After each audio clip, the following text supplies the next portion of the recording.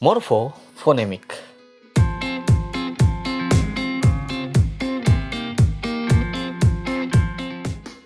Morfofonemik adalah proses perubahan-perubahan fonem yang timbul dalam pembentukan kata akibat pertemuan morfem dengan morfem lain. Misalnya pada kata membeli yang terdiri dari dua morfem, yaitu morfem imbuhan me dengan morfem beli. Akibat pertemuan kedua morfem ini, fonem nasal pada morfem me berubah menjadi mem. Perubahan inilah yang sebagai salah satu contoh morfofonemik. Ada beberapa proses pembentukan kata yang melalui morfofonemik ini. Di antaranya, pertama, bisa melalui proses penambahan fonem. Contoh ini dapat kita temukan misalnya pada pertemuan imbuhan me atau pe dengan bentuk dasar yang bersuku kata satu. Misalnya pada kata las, cat, tik, lap, bor.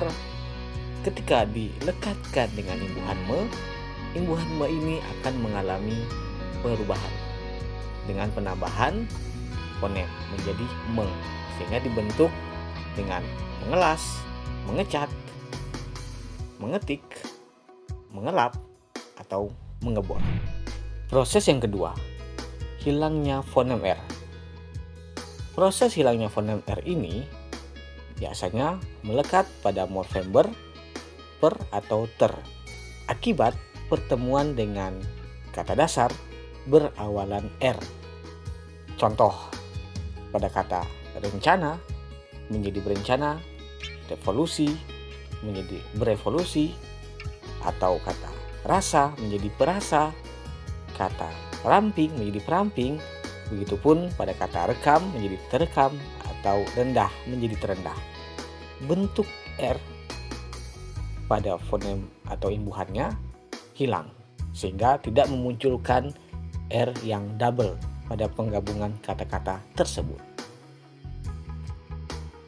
Contoh lain dapat juga kita temukan pada hilangnya fonem K, T, S, P. Ini terkait dengan kata dasar yang berawalan huruf K, T, S, dan P.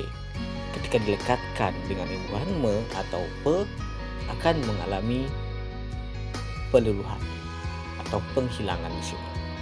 Contoh pada kata kosong menjadi mengosongkan misalnya, pada kata paksa menjadi memaksa, atau pada kata kacau menjadi pengacau, kata pasang menjadi pemasang. Huruf-huruf awal pada kata-kata tersebut, pada kata dasarnya tadi, hilang ketika sudah dibentuk dengan imbuhan me atau pe. Nah, kasus inilah sebagai contoh pada hilangnya fonem K, T, S, P.